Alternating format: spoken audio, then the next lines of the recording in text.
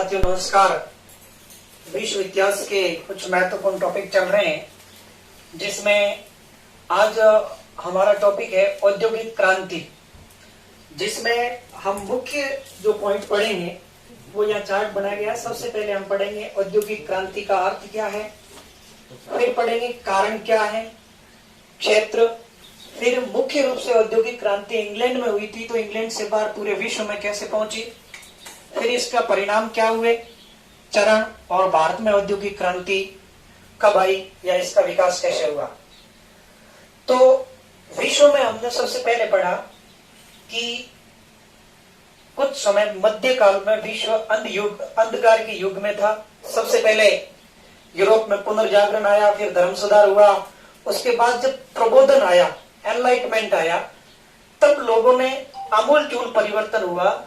इससे उद्योगों में भी एक प्रकार का परिवर्तन हुआ, लेकिन वो परिवर्तन इतना तेज था कि जिसको क्रांति का नाम दे दिया गया। क्रांति का मतलब अचानक होने वाले परिवर्तन को क्रांति कहते हैं। इसलिए औद्योगिक क्रांति का मतलब यह है कि उद्योग में आमूलचूल परिवर्तन हुए। अब इसका अर्थ क्या है, इसकी जब हम परिभाषा पढ़ते हैं तो सबसे पहले 1760 ईस्वी से 1840 ईस्वी तक यूरोप में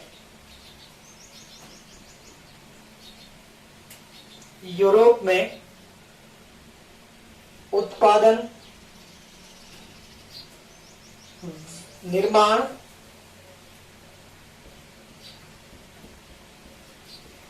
एवं वितरण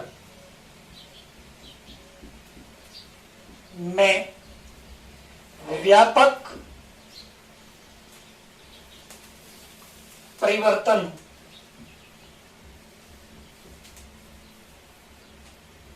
हुए, जिन्हें औद्योगिक क्रांति कहा जाता है।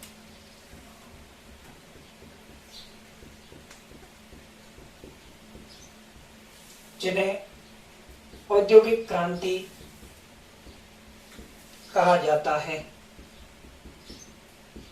यानी विशेषकर समय, टाइम पीरियड है 1760 से 1840 ईस्वी तक यूरोप में उत्पादन, निर्माण एवं वितरण में व्यापक परिवर्तन हुए। परिवर्तन में व्यापक शब्द है, यही क्रांति को इंडिकेट कर रहा है और जिसके फलस्वरूप इसे औद्योगिक क्रांति कहते हैं। या संक्षेप में कहें तो उत्पादन का मशीनीकरण, उत्पादन का मशीनीकरण, एक शब्द में कहे तो शाब्दिक अर्थ यह है कि यहाँ उत्पादन में मशीनों का प्रयोग होने लगा। पहले मानव अपने हाथ से उत्पादन किया करते थे, उद्योग किया करते थे। अब इसमें एक शब्द है उद्यम और उद्योग में फर्क है। एक होता है उद्यम और दूसरा होता है उद्योग। जैसे इसको अपन कैसे समझ सकते हैं, जैसे आप किसान खेती करता है, खेती करना उद्यम में, यानी प्राकृतिक चीजों से हम जो प्राप्त करते हैं, मिट्टी में फसल उगाकर वो खेती करना उद्यम है, उद्योग नहीं। लेकिन मिट्टी से घड़ा बनाना उद्योग है, मिट्टी से घड़े का निर्माण ये उद्योग। यानी उद्योग का मतलब ये हुआ कि आप लोग प्राकृतिक संसाधनों का उपयोग करके अपनी सुविधा के लिए कुछ नई चीजों का निर्माण करते हैं, उसे हम उद्योग कहते हैं। तो उद्योग का मतलब नई चीजों का बनाना। इसलिए इस समय कई प्रकार की नई चीजों का आविष्कार होगा औद्योगिक क्रांति के फलस्वरूप, और जिसको हम इसमें आगे पढ़ेंगे। तो जो ये प्राकृतिक संसाधन है, यह है प्राथमिक क्षेत्र, प्राइमरी फील्ड है, प्राथमिक क्षेत्र, और यह है द्वितीय क्षेत्र, उद्योग द्वितीय क्षेत्र। तो इसको हम आर्थिक भाषा में, इकोनॉमी की भाषा में ये कह सकते हैं कि ये एक ऐसा समय था जिसमें लोग प्राथमिक क्षेत्र से द्वितीय क्षेत्र की ओर आए। प्राथमिक क्षेत्र से द्वितीय क्षेत्र का विकास ज्यादा हुआ, इसीलिए इसको औद्योगिक क्रांति है। उद्योग संबंधित धंधे हैं, हम इकोनॉमी में पढ़ते हैं कि प्राथमिक क्षेत्र, द्वितीय क्षेत्र, तृतीय क्षेत्र होते हैं। तो द्वितीय क्षेत्र का विकास यहाँ से होना शुरू हुआ। जब तक प्राथमिक क्षेत्र था तब तक भारत है वो दुनिया में नंबर 1 पे था, भारत की इकोनॉमी। लेकिन जब द्वितीय क्षेत्र आया तो भारत में औद्योगिक क्रांति देर से हुई, क्योंकि भारत अंग्रेजों का उस समय गुलाम हो गया था। इसकी वजह से भारत है वो इसमें औद्योगिक विकास भारत में कम हुआ। फिर तृतीय क्षेत्र सेवा क्षेत्र आएगा, उसमें भारत ने अच्छा काम किया है। तो ये हम इसमें इसके शाब्दिक या आर्थिक अर्थ समझे मुख्य रूप से। अब हम एक शब्द में कहें कि इसका आरंभ कहां से हुआ। इसका आरंभ हुआ इंग्लैंड से। औद्योगिक क्रांति का आरंभ ब्रिटेन या इंग्लैंड से। फिर ये पूरे यूरोप में फैला, यूरोप से ये बाहर एशिया में आया। एशिया में मुख्य रूप से आया जापान। जापान ने इसको सबसे पहले अपनाया, उसके बाद चीन में भी और यूएसएसआर में भी ये औद्योगिक क्रांति आई। इनके मॉडल अलग थे जो हम पढ़ेंगे। जो इंग्लैंड का जो औद्योगिक मॉडल था वो जापान का नहीं था और यूएसएसआर का भी नहीं था। यानी इंग्लैंड का औद्योगिक मॉडल पूर्ण रूप से पूंजीवादी था। यहाँ सरकार और मिश्रित कह सकते हैं, जनता ने मिलकर किया, और ये बिल्कुल साम्यवादी था। यानी सब कुछ सरकार के हाथ में था, निजी कुछ नहीं था, मॉडल रहते हैं। अब जब हम पढ़ते हैं, एक और पढ़ते हैं कि औद्योगिक क्रांति का आरंभ कह सकते हैं सूती वस्त्र उद्योग से माना जाता है। एक शब्द में कहें तो सूती वस्त्र उद्योग मुख्य रूप से इसमें ज्यादा परिवर्तन हुआ। तो अब हम पढ़ेंगे कि आरंभ इंग्लैंड में। अब औद्योगिक क्रांति का आरंभ इंग्लैंड में हुआ तो क्यों हुआ, कारण क्या था? उस समय ऐसा क्या हुआ था कि इन इतने से कुछ एक वर्षों में पूरे विश्व की, आगे आने वाले विश्व की दशा और दिशाएं बदल दी? तो ऐसी क्या घटनाएं घटी, या इंग्लैंड में ही क्यों हुई? यूरोप के अन्य देश भी थे, इंग्लैंड से तो बाकी देश बड़े थे, फ्रांस ज्यादा विकसित था, फिर इंग्लैंड में क्यों हुई, उसके क्या कारण है? तो एक प्रश्न ये आता है कभी कभी परीक्षाओं में कि औद्योगिक क्रांति का आरंभ इंग्लैंड में क्यों हुआ।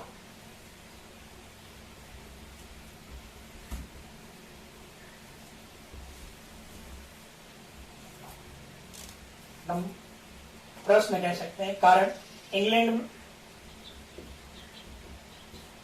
औद्योगिक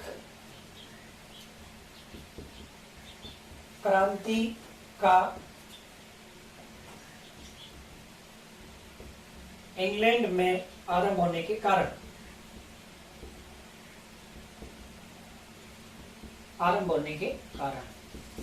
अब ये सीधे कारण भी ले सकते हैं इसको और इंग्लैंड में भी लिया जा सकता है। तो पर्टिकुलर हम इंग्लैंड के बारे में पढ़ेंगे।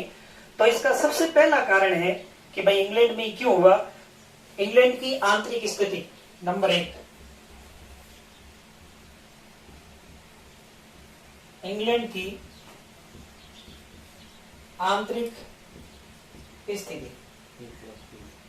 अब हम जब बात करते हैं इंग्लैंड की, तो उस समय लगभग 1760 से 1840 के बीच में, 1760 के आसपास की बात करते हैं, तो पूरा यूरोप गृह युद्ध था।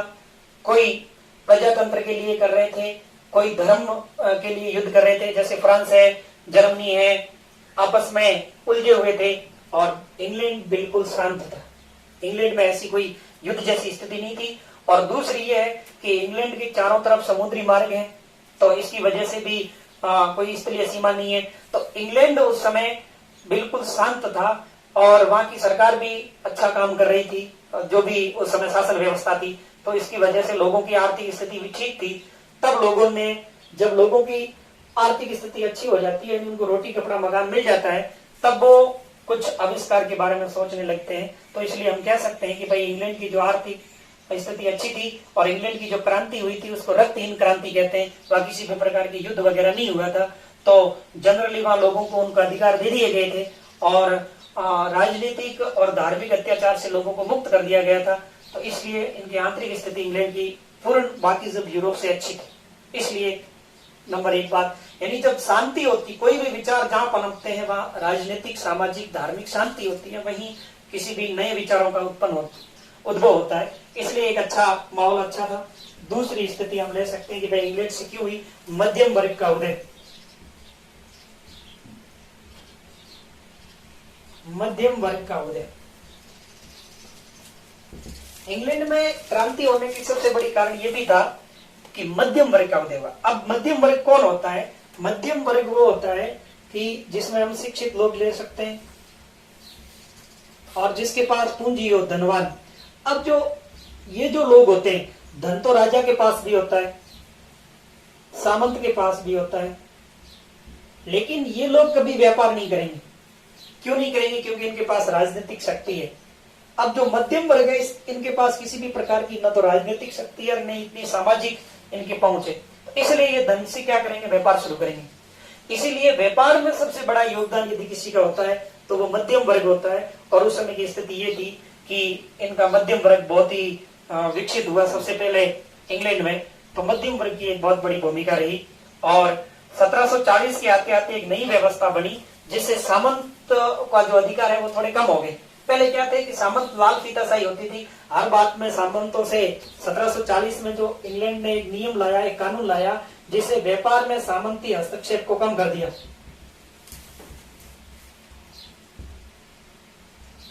भारत में आजादी के बाद नेहरू जी ने 1956 में औद्योगिक नीति के लिए बहुत बड़ा काम किया था, लेकिन सफल नहीं हो पाई। उसका कारण ये था लाल फीताशाही, ज्यादा अनुमति लेनी पड़ती थी।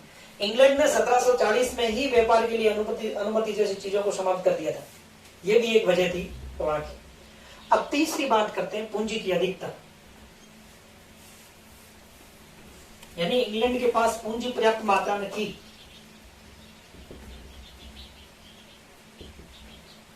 पूंजी की अधिकता यानी कह सकते हैं कि इंग्लैंड का व्यापार पूर्वी और पश्चिमी द्वीप समूह से होता था और वहां उनको अधिक मुनाफा हो रहा था। काफी अच्छी इन्होंने पूंजी इकट्ठी कर ली थी, जिससे व्यापार करने में इनको फायदा होता था या कर सकते थे। अब एक आता है पूंजीवादी व्यवस्था।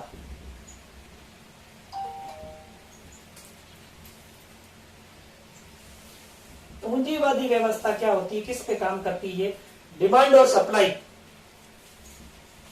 ये व्यवस्था हमेशा डिमांड व सप्लाई पे कार्य करती है। यानी इसमें इंग्लैंड ने कह दिया व्यापारियों को कि भाई सरकार ना तो तुम्हारे काम में कोई हस्तक्षेप करेगी ना तुम्हें कोई सहायता करेगी, हमें केवल टैक्स चाहिए, आप अपना काम करो। तो वो लोग क्या करते थे, जिन चीज की जितना ज्यादा डिमांड होती थी तो उनका वो कीमत कंपनी खुद निर्धारित करती थी। जैसे वर्तमान में जैसे फोन है, एप्पल फोन आ रहे हैं आते हैं, तो इनकी कीमत कौन निर्धारित कर रहा है? कंपनी खुद करती। तो यहाँ पूंजीवादी व्यवस्था ऐसी होती है कि वो पूर्णतः जो उत्पादन का स्वामित्व निजी हाथों में होता है और वो अपने मन से इसकी कीमत करती है। वो देखती है कि भाई सप्लाई, जैसे फ्रांस है, फ्रांस उस समय क्या करता था कि ज्यादातर सौंदर्य प्रसाधन के सामान का निर्यात करता था। उन्होंने इस पे ध्यान नहीं दिया कि किस चीज की डिमांड है, क्या सप्लाई करनी है। तो वो सौंदर्य प्रसाधन तो एक सीमित कोई वर्ग होता है वही खरीद पाता है, इसलिए उनका व्यापार आगे नहीं बढ़ पाया। जबकि जो इंग्लैंड है, इन्होंने उस समय भी कह दिया था कि भाई वो व्यापारी डिमांड और सप्लाई पे वो देखते थे कि किस चीज की डिमांड है, उसकी वो सप्लाई करते थे, कीमत खुद तय करते थे। तो ये जो पूंजीवादी व्यवस्था है, ये इंग्लैंड में औद्योगिक क्रांति होने का एक कारण है, महत्वपूर्ण कारण माना जा सकता है। एक आता है फिर कृषि सुधार। पांचवा कारण है कृषि सुधार। कृषि सुधार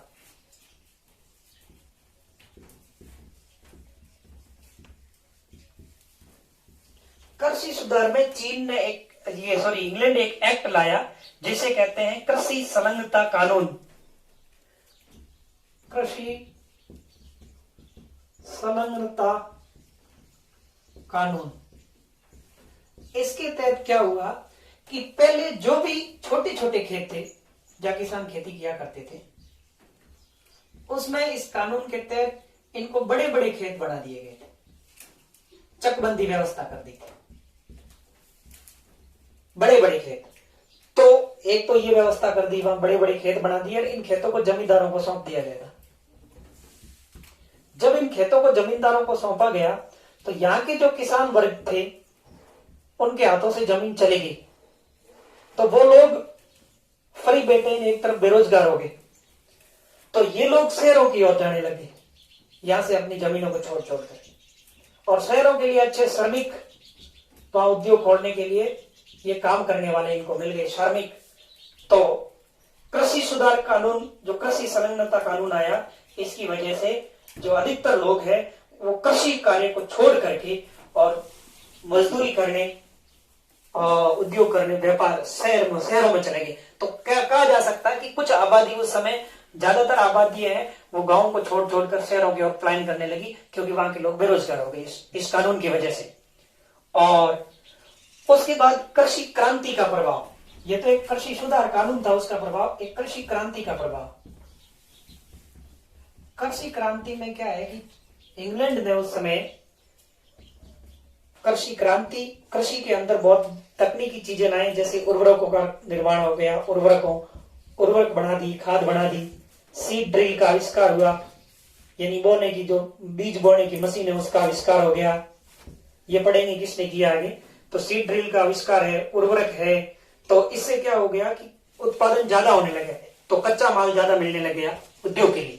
कृषि में क्रांति, कृषि भी उद्योग के लिए सबसे महत्वपूर्ण चीज होती है कृषि, जहां से कच्चा माल मिलता है। तो इंग्लैंड में उस समय कृषि से संबंधित बहुत सारे उपकरण लोगों के पास आ गए, जिसकी वजह से औद्योगिक क्रांति के लिए एक बहुत बड़ा मार्ग प्रशस्त हुआ। उसके बाद एक महत्वपूर्ण बात है कि कुशल कारीगर, ये कैसे मिला। अब जो पूरे यूरोप में धर्म युद्ध चल रहा था, यूरोप में धर्म युद्ध चलने की वजह से यहाँ के जो काम करने वाले लोग थे, जिनको युद्ध से कोई लेना देना नहीं था, वो लोग क्या हो गए कि यूरोप में जब लड़ाई चल रही थी, धर्म युद्ध चल रहे थे, तो वो लोग सारे के सारे चले गए इंग्लैंड, कि वो शांत देश है, वहां जाके अपन मजदूरी करेंगे, कामकाज करेंगे। तो जो भी अच्छे कारीगर थे वो इंग्लैंड में चले गए, उस समय शांत, आंतरिक शांति होने के कारण, और वहां एक अच्छे कुशल कारीगर मिल गए इंग्लैंड के लोगों को। उसके बाद हम कह सकते हैं कि औपनिवेशिक साम्राज्य,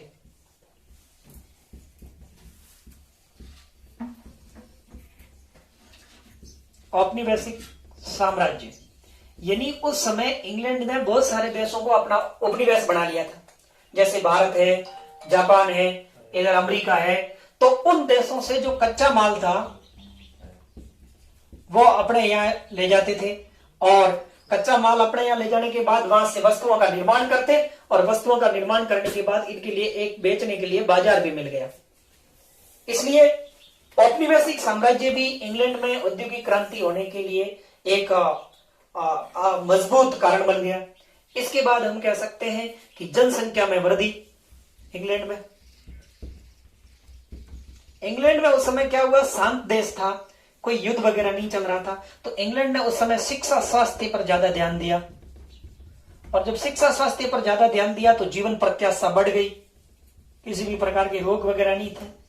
अब जब लोग ज्यादा हो गए तो लोगों के लिए काम चाहिए, शहरों की ओर जाने लगे उद्योग में, तो अच्छे श्रमिक भी मिल गए, और यहां जो पैसे खर्च करते थे वो ये लोग उद्योग में करने लगे।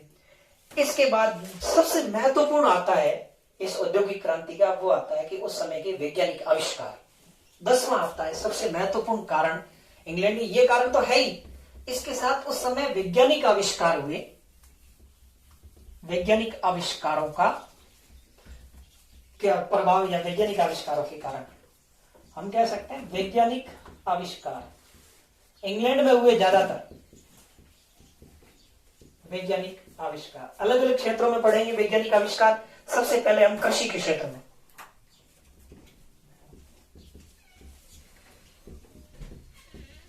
कृषि के क्षेत्र में, कृषि के क्षेत्र में जब हम देखते हैं तो सबसे पहले बीज बोने की machine, seed drill. Seed drill 1733 के आसपास ये सीड ड्रिल मशीन आ गई थी। सीड ड्रिल यानी बीज बोने की मशीन, चीन में इसका आविष्कार किया था जेथरो टल, ये इंग्लैंड के थे। उसके बाद कृषि के साथ साथ पशुपालन सिद्धांत, कृषि के साथ पशुपालन सिद्धांत दिया, ये दिया था बैकबेल ने ये एक सिद्धांत दिया कि भाई कृषि के साथ साथ पशुपालन से बहुत बड़ा फायदा हो सकता है, उद्योगों को भी फायदा हो सकता है। 1793 के इन्होंने ये सिद्धांत दिया। उसके बाद टाउनसेंड ने फसल चक्र का सिद्धांत दिया। फसल चक्र का सिद्धांत ये दिया था टाउनसेंड। फसल चक्र का सिद्धांत। उसके बाद अनाज से भूसा अलग करने की मशीन 1834 में, अनाज से भूसा अलग करने की मशीन, ये बनाई थी ह्यूटन, ये अमेरिका के थे। व्हीटन ये अमेरिका के थे। ये पहले वाले 3 थे वो थे इंग्लैंड के। यानी ज्यादातर आविष्कार ब्रिटेन में ही हुआ, इसलिए औद्योगिक क्रांति को ज्यादा बल मिला है। व्हीटन इन्होंने 1834 में बना दी थी ये मशीन। उसके बाद हम ले सकते हैं, ये तो कृषि क्षेत्र में। दूसरा वस्त्र के क्षेत्र में। वस्त्र के क्षेत्र में क्या क्या आविष्कार हुआ था उस टाइम पीरियड में?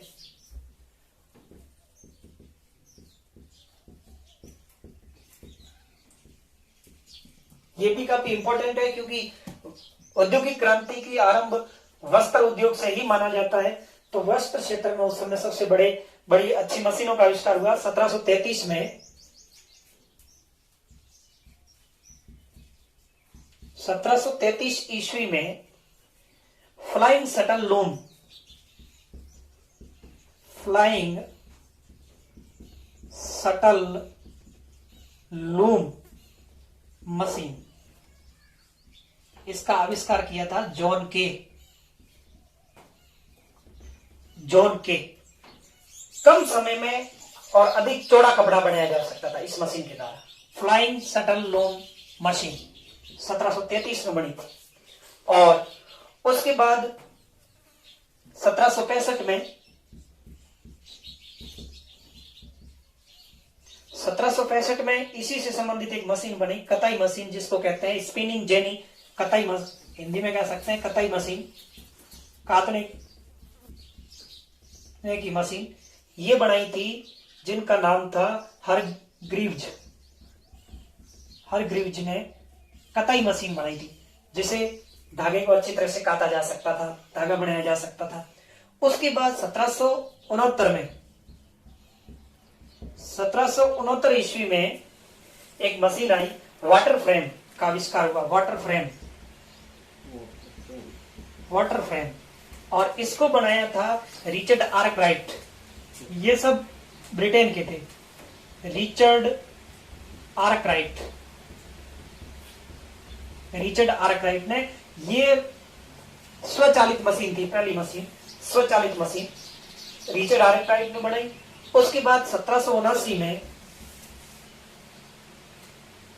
सैमुअल कॉम्पटन द्वारा म्यूल मशीन का आविष्कार किया गया, जिसे मजबूत धागा बनता था। Mule machine, Samuel Compton. उसके बाद 1787 में एडवर्ड कॉर्टराइट द्वारा पावर लूम, यानी शक्ति से संचालित करगा, पावर लूम, पावर से चलने वाला लूम यानी करगा या मशीन, शक्ति से संचालित मशीन, पावर लूम, एडवर्ड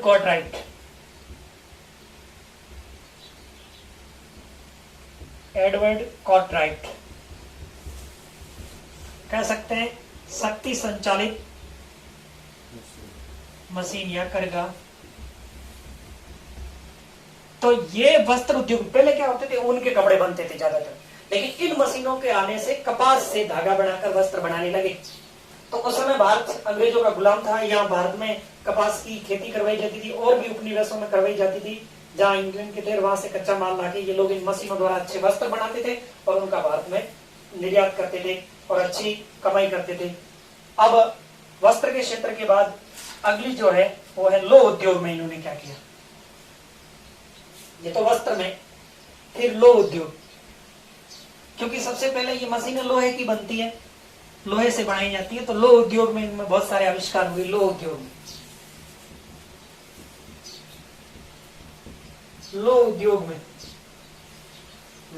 उस समय क्या क्या आविष्कार हुआ, वो 1709 में नाम था अब्राहिम डर्बी।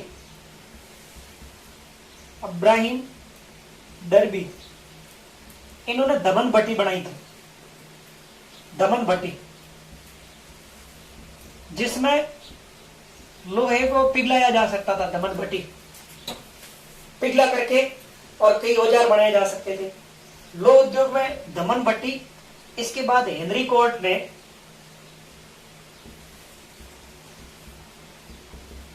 कोर्ट ने आलोडन भट्टी बनाई, आलोडन भट्टी। तो इससे क्या हुआ, इन दोनों भट्टियों से फायदा ये हुआ कि लोहे को पिघला करके और कच्चे औजार बनाए जा सकते थे। इसके बाद आते हैं परिवहन के क्षेत्र में, यानी हर क्षेत्र में उस समय इंग्लैंड में आविष्कार हो रहे थे। परिवहन के क्षेत्र में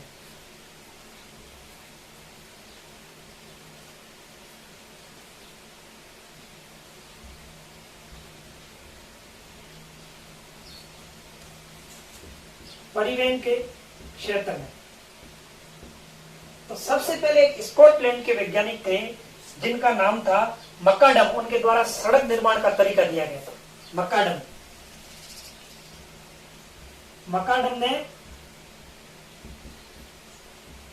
मकाडम द्वारा सड़क निर्माण का तरीका कि भाई इस प्रकार मार्ग बनाकर आराम से परिवहन किया जा सकता है।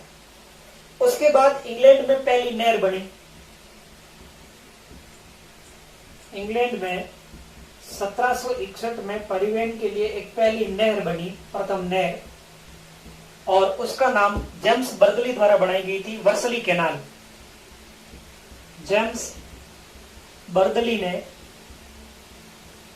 द्वारा वर्सली कैनाल नहर, वर्सली कैनाल।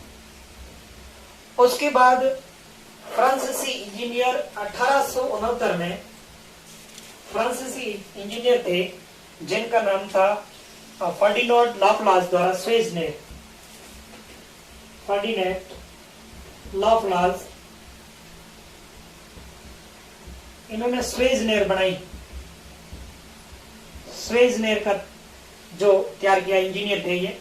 इसके बाद फुल्टन, अमेरिका के एक वैज्ञानिक थे रॉबर्ट फुल्टन,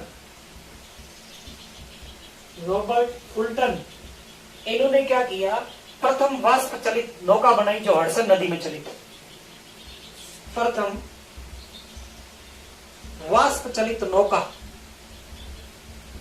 जिसको हडसन नदी में चलाया गया था।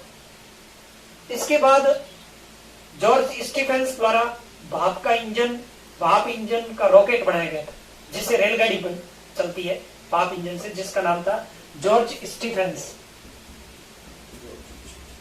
स्टीफेंस है। इन्होंने एक भाप इंजन रॉकेट बनाया, भाप इंजन रॉकेट, और इसकी वजह से 1830 में पहली रेलगाड़ी चली ब्रिटेन में। 1830 में प्रथम रेलगाड़ी मैनचेस्टर से लिवरपूल तक चलाई गई। 1830 में प्रथम रेलगाड़ी मैनचेस्टर से लिवरपूल। इसके बाद हम ले सकते हैं संचार के क्षेत्र में क्या क्या हुए। ये तो हुए परिवहन के क्षेत्र में। संचार के क्षेत्र में वैज्ञानिक आविष्कार क्या क्या हुए।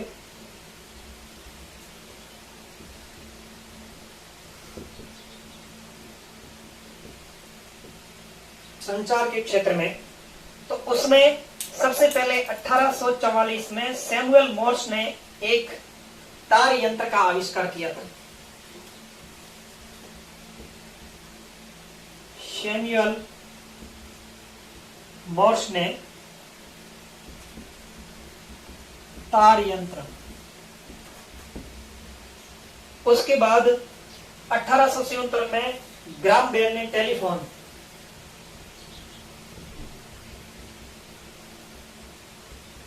ग्राम बेल द्वारा टेलीफोन, ये मुख्य संचार में आविष्कार थे। और इसके बाद सबसे महत्वपूर्ण इस समय की यदि एक आविष्कार की बात की जाए कि भाई औद्योगिक क्रांति का सबसे महत्वपूर्ण आविष्कार क्या था, भाप का इंजन। भाप का इंजन इसको सबसे पहले बनाया तो था थॉमस न्यूटन 1712 में, लेकिन इनमें सुधार करके और पूर्ण रूप से जो सुधार करके बनाया जेम्स वाट तो भाप के इंजन का आविष्कार ज्यादातर नाम जेम्स वॉट का ही आता है, जिन्होंने 1760 में इसको बनाया, जेम्स वॉट। इसके बाद अल्फ्रेड नोबल ने डायनामाइट का आविष्कार किया। डायनामाइट, अल्फ्रेड नोबेल, जिसके नाम से नोबेल पुरस्कार दिया जाता है, अल्फ्रेड नोबेल, जिसे खानों को अंदर विस्फोट करके तोड़ा जा सके, जिससे पत्थरों को। और थॉमस एडिसन ने बल्ब का आविष्कार किया। इससे क्या फायदा हुआ कि पहले काम है कारखानों में दिन में ही किया जाता था, बल्ब के आविष्कार होने से रात में भी यदि डिमांड ज्यादा है तो रात में भी उत्पादन करके नाइट में श्रमिकों द्वारा और अधिक वस्तु उत्पादन की जा सकती थी। तो ये महत्वपूर्ण उस समय के जो वैज्ञानिक आविष्कार थे, इसकी वजह से इंग्लैंड में हुई। अगला कारण है कि कोयले और लोहे की खानों का पास पास होना इंग्लैंड के लिए एक ये महत्वपूर्ण या प्राकृतिक उपहार माना जा सकता है कि लोहे और कोयले की खाने पास पास थी, क्योंकि लोगों को जलाने के लिए, लोगों को गलाने के लिए कोयले की आवश्यकता होती थी। यदि दोनों दूर दूर है तो उसमें यातायात में खर्चा ज्यादा आता है। तो इसमें एक कारण है लोहे और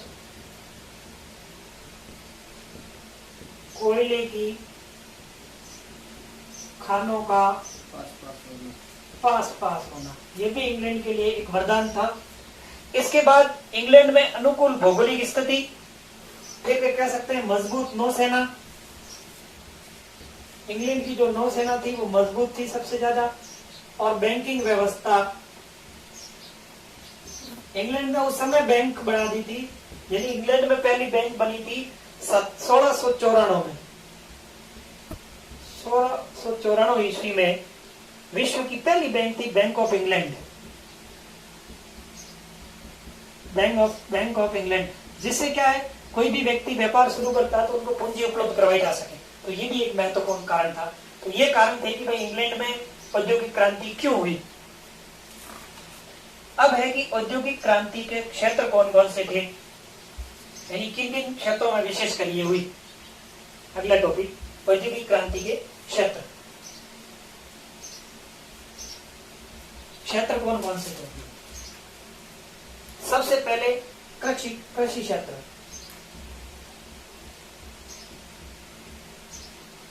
कृषि क्षेत्र में औद्योगिक क्रांति से कृषि सुधार, नए बीजों का आविष्कार,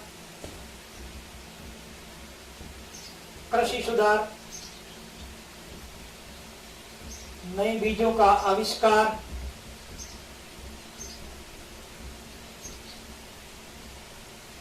उर्वरकों का प्रयोग और बीज बोने की मशीनें, यानी मशीनें का प्रयोग लेना ज्यादातर, ये कृषि क्षेत्र में। फिर हम अगला और क्षेत्र ले सकते हैं वस्त्र उद्योग। वस्त्र उद्योग के क्षेत्र में क्या हुआ, वस्त्र उद्योग के क्षेत्र में ऊनी वस्त्र की जगह सूती वस्त्र बनने लगे।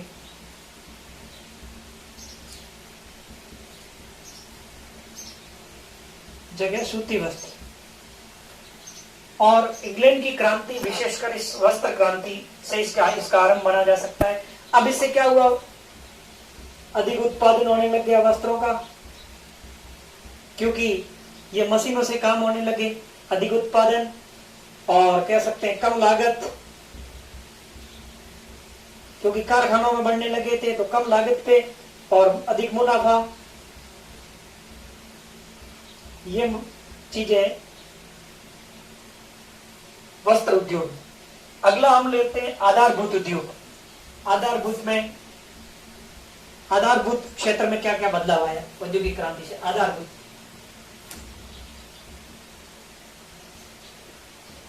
आधारभूत क्षेत्र में क्या हुआ, सड़क निर्माण, मैकाडम ने पहली बार सड़क निर्माण का तरीका दिया, नौका बनाई, नाव बन गई,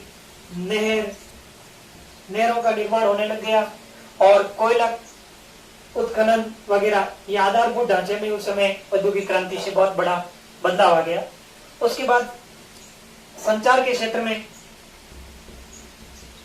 ग्राहम बेल ने टेलीफोन का आविष्कार किया, डाक व्यवस्था आ गया, डाकघर आ गई। 1840 में 1840 ईस्वी में इंग्लैंड में डाक व्यवस्था आ गई थी। जिसको 1854 में भारत में भी डाक व्यवस्था शुरू कर दी थी। 1840 में इंग्लैंड में शुरू हुई थी डाक व्यवस्था। उसके बाद 1844 में टेलीग्राम और 1877 में टेलीफोन, ग्राम बेल ने आविष्कार किया था टेलीफोन का 1877 में। तो संसार के क्षेत्र में भी बहुत बड़ी क्रांति रही। अब पढ़ते हैं कि ये इंग्लैंड से बाहर कैसे गई। इनका शुरुआत तो इंग्लैंड में हुआ।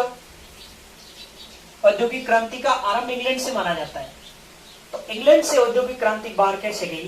पहले इंग्लैंड में हुई, फिर इंग्लैंड से पूरे यूरोप में फैल गई है। पूरे यूरोप में फैल गई। यूरोप के बाद ये एशिया, अमेरिका में, यूएसए में, क्योंकि वहां यूरोप के लोग ही ज्यादातर यूरोप से गए थे। और उसके बाद एशिया। एशिया में विशेषकर हम 4 देशों के बारे में पढ़ेंगे कि एशिया में सबसे पहले जापान और यूएसएसआर, इनमें ये 1950 से पहले आ गई। फिर तीसरा देश है चीन और भारत, यहां 1950 से बाद औद्योगिक क्रांति। यानी जहां यूरोप में 1740 से 1860 तक पूर्ण रूप से औद्योगिक क्रांति का विकास हो गया था, जबकि यहां आ रहा है 100 साल बाद, 1 सदी बाद। इसलिए अब हम उस समय की सुपर पावर को, हम औद्योगिक क्रांति आने से क्या हुआ कि सबसे पहले जब तक 1700 ईस्वी की बात करते हैं तब तक जीडीपी में नंबर 1 भारत था और 2 नंबर पे चीन था। लेकिन इस औद्योगिक क्रांति के दौरान 1760 से 1840, इस औद्योगिक क्रांति की वजह से इस समय टाइम पीरियड में ब्रिटेन नंबर 1 आ गया, पूरा यूरोप आ गया, और ये तो उनके गुलाम हो गए थे, इसकी वजह से पिछड़ गए। 1760 तक जीडीपी में, 1700 ईस्वी तक जीडीपी में दुनिया में भारत नंबर 1 था, सोने की चिड़िया था। क्योंकि क्या होता था कि उस समय दस्तकार वगैरह या ये लघु उद्योग ज्यादा थे, और प्रत्येक गांव में आर्थिक तंत्र अपने आप में विकसित था, चीजें बनाने वगैरह। लेकिन मशीनीकरण आने से भारत पिछड़ गया किसानों पर। अब हम पढ़ते हैं सबसे पहले जापान में औद्योगिक क्रांति कैसे आई। जैसे जापान में औद्योगिक क्रांति, जापान का मॉडल थोड़ा इससे अलग था। जापान में औद्योगिक क्रांति,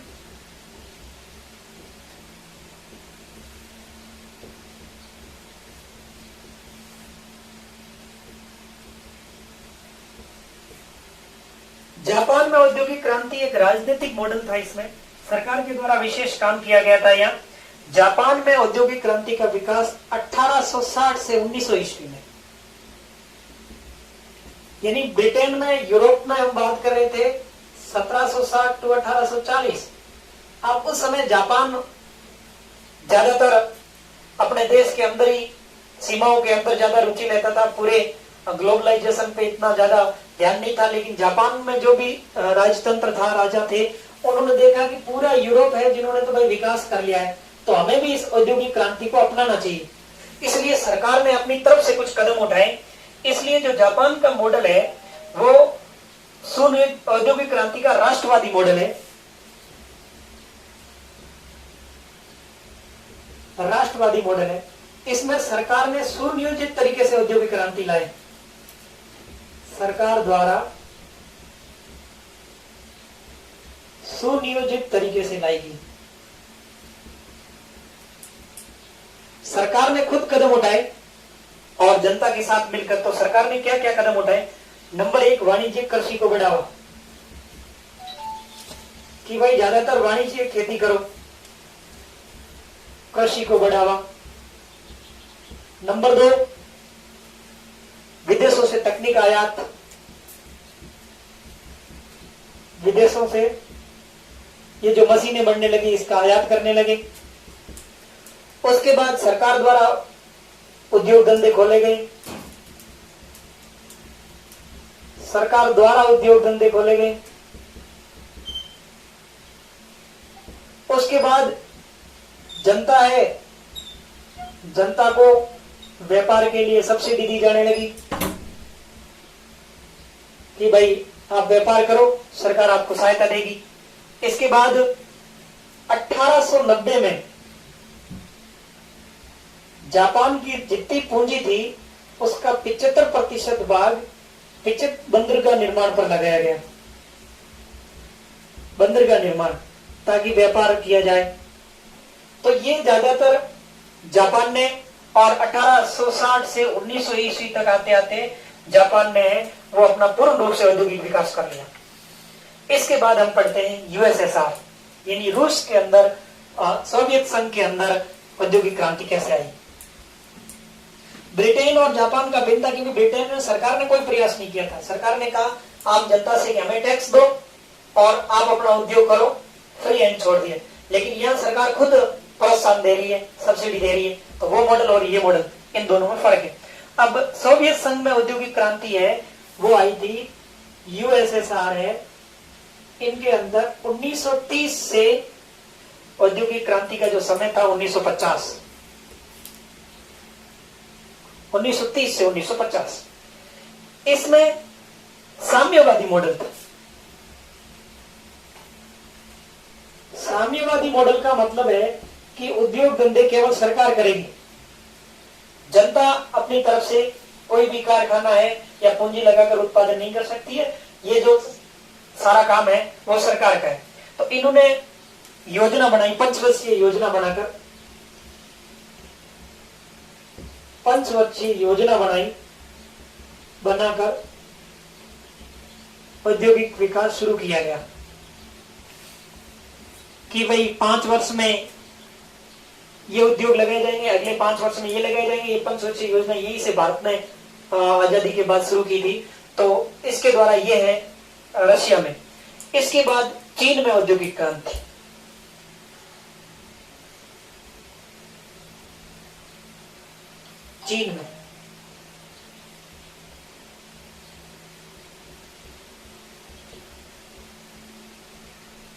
चीन में औद्योगिक क्रांति है, वो काफी देरी से आई, क्योंकि ये भी औपनिवेश था। 1779 में डेंग जाओपिंग राष्ट्रपति थे।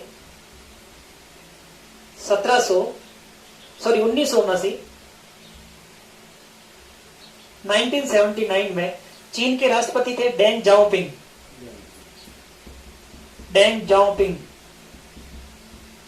ये राष्ट्रपति थे।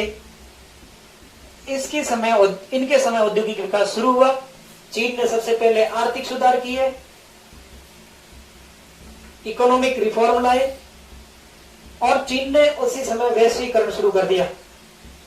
जो भारत में 1991 में आता है, चीन ने 1979 के अंदर वैश्वीकरण, ग्लोबलाइजेशन आरंभ कर दिया और बहुत आगे पहुंच गया। अब हम एक बात करते हैं, ये तो भारत का अलग से पढ़ेंगे कैसे आया। इससे पहले हम एक बात करते हैं सुपर पावर देशों की, कि कौन आगे थे, कब सुपर पावर देश। 1700 ईस्वी तक दुनिया के जो सुपर पावर देश थे, नंबर 1 भारत, नंबर 2 चीन, और नंबर 3 यूरोप महाद्वीप के देश, वो यूरोप महाद्वीप। फिर जैसे ही औद्योगिक क्रांति आई और 1850 तक आते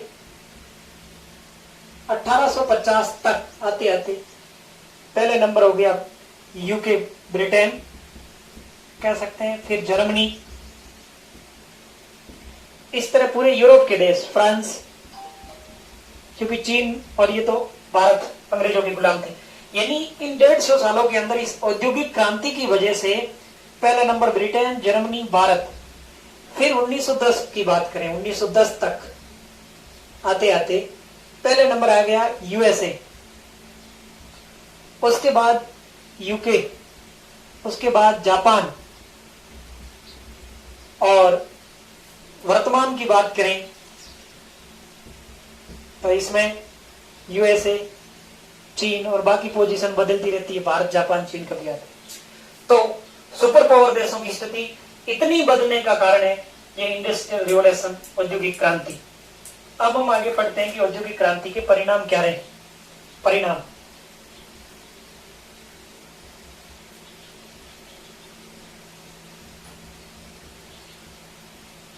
इनके सकारात्मक परिणाम भी रहे, नकारात्मक रहे। सकारात्मक परिणाम हम सबसे पहले आर्थिक क्षेत्र में,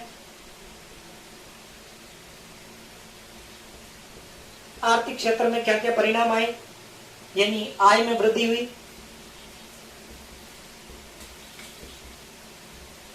आय में वृद्धि, फिर व्यापार में वृद्धि,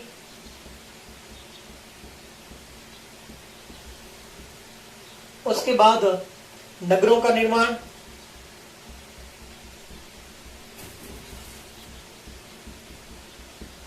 उसके बाद बाजार व्यवस्था, उसके बाद यातायात के साधनों का विकास,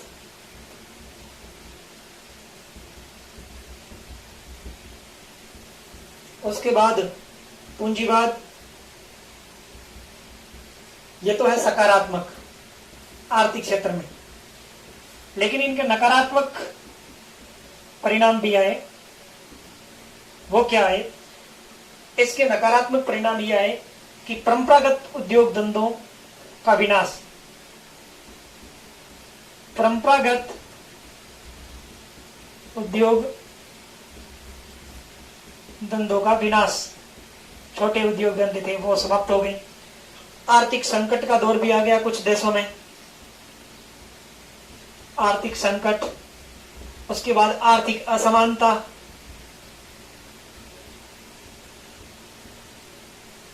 ये इनके आर्थिक परिणाम थे, सकारात्मक और नकारात्मक। इसके बाद आगे हम लेते हैं सामाजिक परिणाम, सकारात्मक और नकारात्मक। ये तो आर्थिक परिणाम है। सामाजिक परिणाम भी नकारात्मक बने, सकारात्मक। सामाजिक, समाज में क्या बदलाव आया? सामाजिक परिणाम, इनमें भी पहले सकारात्मक लेते हैं। सकारात्मक सामाजिक परिणाम है, उसमें यह हुआ जीवन प्रत्याशा में वृद्धि, यानी आयु बढ़ने लगी लोगों को, शिक्षा, स्वास्थ्य, जीवन प्रत्याशा में वृद्धि। फिर शिक्षा व्यवस्था, फिर स्वास्थ्य व्यवस्था बढ़ने लगी, अच्छी होने लगी, स्वास्थ्य में सुधार। उसके बाद मनोरंजन के साधनों का विकास,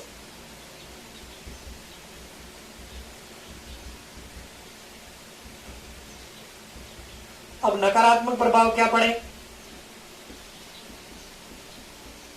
नकारात्मक प्रभाव ये पड़े, नंबर 1 शुद्ध परिवार का पतन,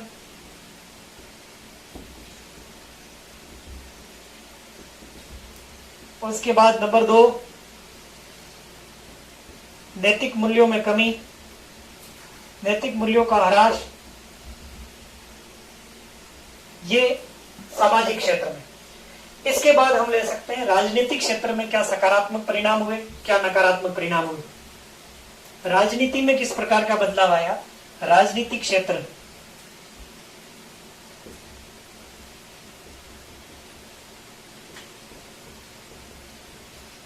राजनीतिक क्षेत्र में सकारात्मक, सकारात्मक ही आए। प्रजातांत्रिक मूल्यों को महत्व दिया जाने लगा, यानी राजतंत्र समाप्त हुआ, होने लगा, मूल्यों को महत्व। उसके बाद उदारवादी विचारधारा,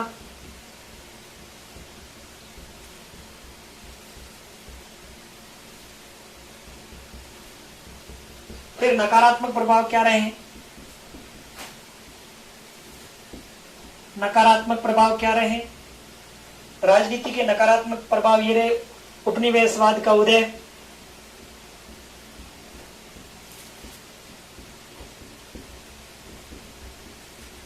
उपनिवेशवाद का उदय, पूंजीवाद को बढ़ावा, पूंजीवाद को बढ़ावा। तो ये थे इनके परिणाम। अब औद्योगिक क्रांति के चरण, यानी किन किन चरणों से ये गुजरी? मुख्य रूप से इनकी 4 चरण हुए औद्योगिक क्रांति के। प्रथम चरण, औद्योगिक क्रांति के चरण। वर्तमान में चौथी औद्योगिक क्रांति चल रही है, चौथा चरण चल रहा है। तो इनके पहला चरण था वो 1750 में आया, प्रथम चरण। प्रथम चरण 1760 टू 1840, ये औद्योगिक क्रांति का पहला चरण था, प्रथम चरण था। इसमें क्या हुआ, तकनीकी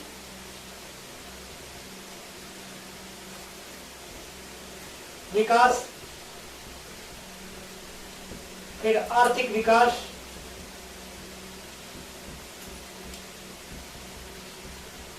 उसके बाद वस्त्र उद्योगों का मशीनीकरण, वस्त्र उद्योगों का मशीनीकरण, शहरीकरण, ये चरण मुख्य रूप से यूरोप में था। अब है दूसरा चरण, पहला चरण, द्वितीय चरण।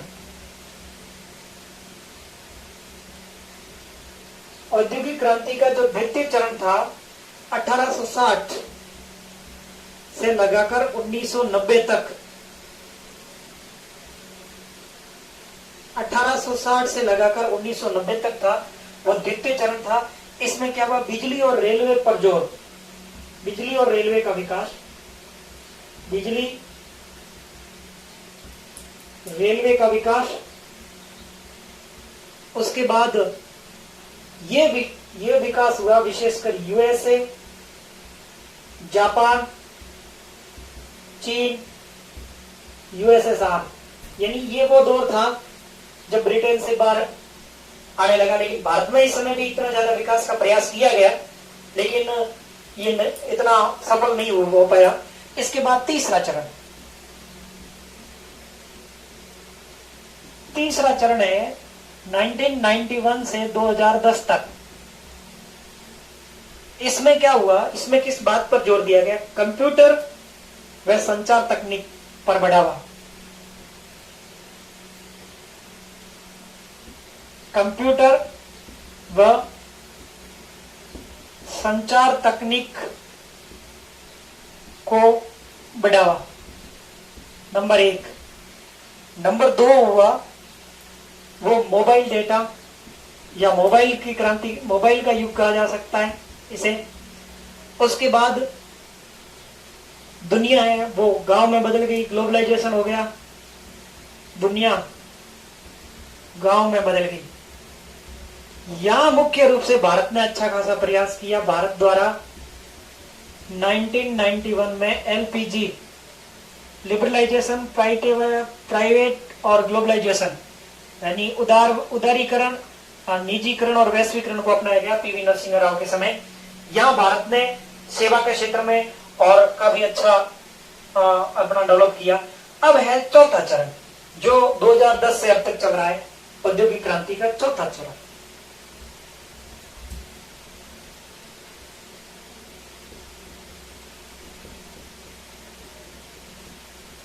चौथा चरण है वो 2010 से अब तक, आज तक कह सकते हैं। इसका आरंभ हुआ जर्मनी में, लेकिन भारत में भी, भारत के लिए कहा जा सकता है कि ये जो चौथा चरण है ये सबसे ज्यादा यदि किसी को लाभ देगा तो वो भारत के लिए है। इसमें कारण ये, इसमें जोर किस, भारत ने भी 2010 में क्या एक इसके लिए सेंटर बनाया है मुंबई में। अब इस पे जोर किसके लिए दिया गया, इस पे क्या होगा, कृत्रिम बुद्धिमत्ता, आईटी, कृत्रिम बुद्धिमत्ता आईटी, आर्टिफिशियल इंटेलिजेंस। कृत्रिम बुद्धिमत्ता क्या होती है, ज्यादातर रोबोट, यानी जिसमें मनुष्य जैसा मस्तिष्क, मनुष्य जैसा काम करे, रोबोट, कृत्रिम बुद्धिमत्ता पर ज्यादा ध्यान दिया गया। और फिर big data analysis, big data analysis,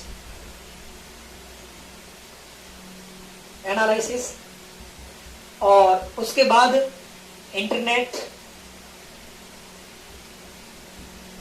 ये चौथी क्रांति है उद्योग। अब हमारा लास्ट टॉपिक हम पढ़ेंगे, इन चारों चरण में भारत ने किस प्रकार का विकास किया या कैसे किया, भारत में औद्योगिक क्रांति। लास्ट मैं या अपने लिए महत्वपूर्ण टॉपिक कहा जा सकता है कि भारत में औद्योगिक क्रांति।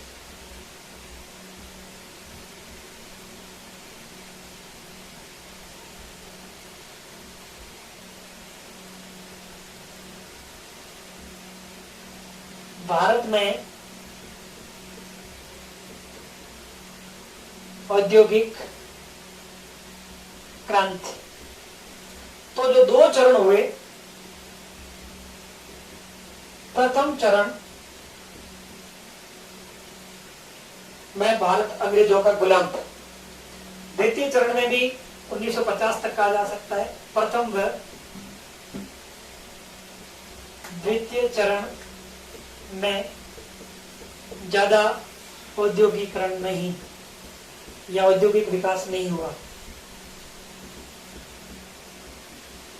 लेकिन कुछ विकास हुआ जिसको लिखा जा सकता है। ज्यादातर भारत के जो लघु उद्योग धंधे उनका विनाश हुआ, लेकिन कुछ जैसे 1853-54 में डाक व्यवस्था और रेलवे की शुरुआत,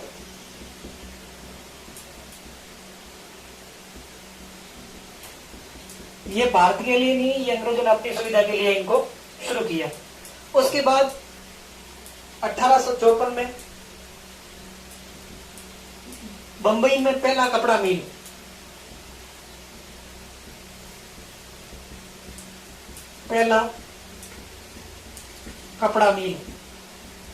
उसके बाद 1907 में जमशेदपुर में पहला इस्पात कारखाना,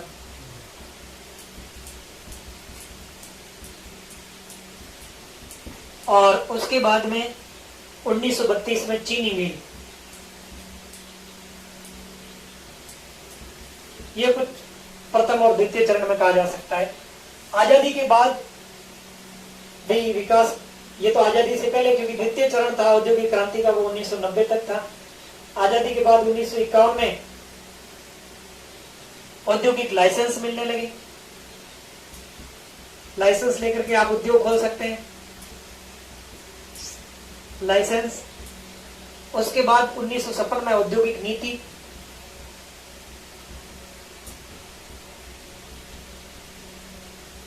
और कुछ ये नीति आई, लेकिन ज्यादा विकास नहीं हो पाया, ये सफल नहीं हो पाई लाल फीताशाही की वजह से।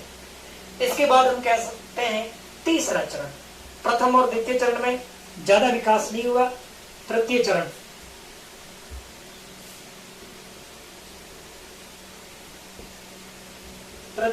जो 1991 से आरंभ हुआ था, सबसे पहले भारत में एलपीजी की आरंभ, यानी भारत ने उदारीकरण शुरू किया। एलपीजी की शुरुआत, एलपीजी यानी उदारीकरण, निजीकरण और वैश्वीकरण।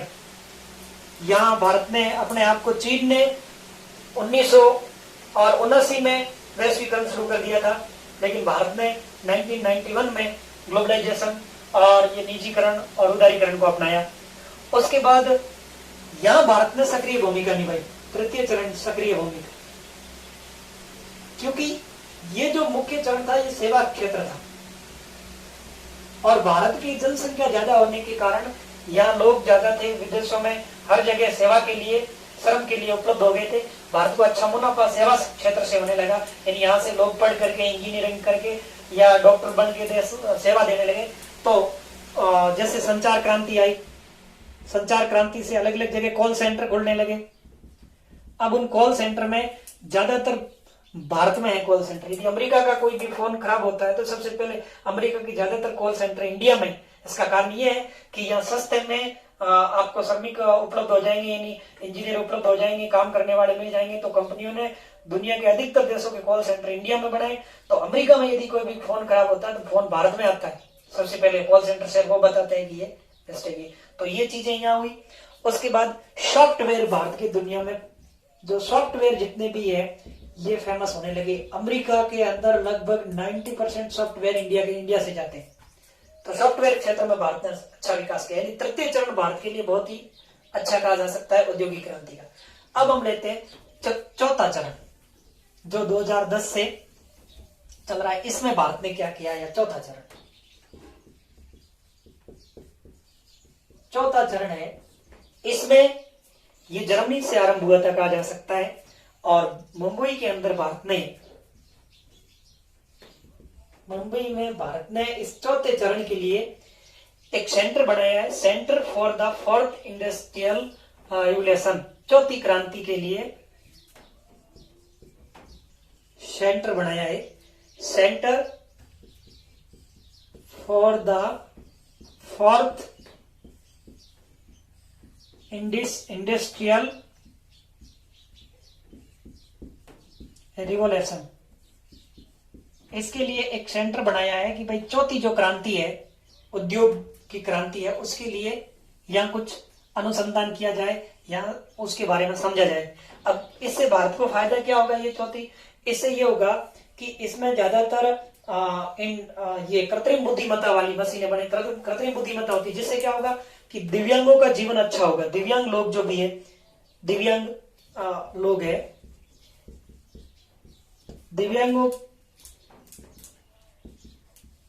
के लिए लाभदायक ये है कि कुछ ऐसी मशीनें आने वाली है जिनमें आप इंस्ट्रक्शन भर दो तो पूरे दिन दिव्यांगों को घर से बाहर ले जाना है, लाना है, या जो लोग अपना काम खुद नहीं कर सकते उनको एक स्थान से दूसरे स्थान पहुंचाना है, या घर में वो माता पिता है और जो उनके फैमिली के लोग बाहर काम कर रहे हैं, तो अचानक कुछ उनके प्रॉब्लम हो जाने पर वो खुद फोन लगा सकता है।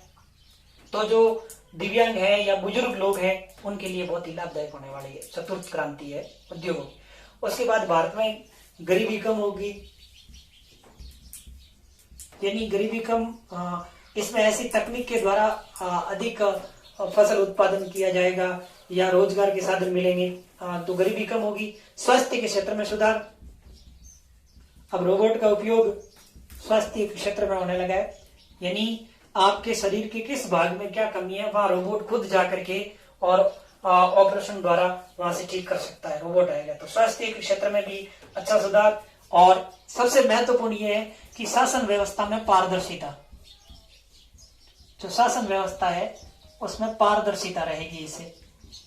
तो इस प्रकार भारत के लिए जो कहा जा सकता है या दुनिया में ये संभावना व्यक्त की गई है कि इस क्रांति का सबसे ज्यादा फायदा भारत को होगा।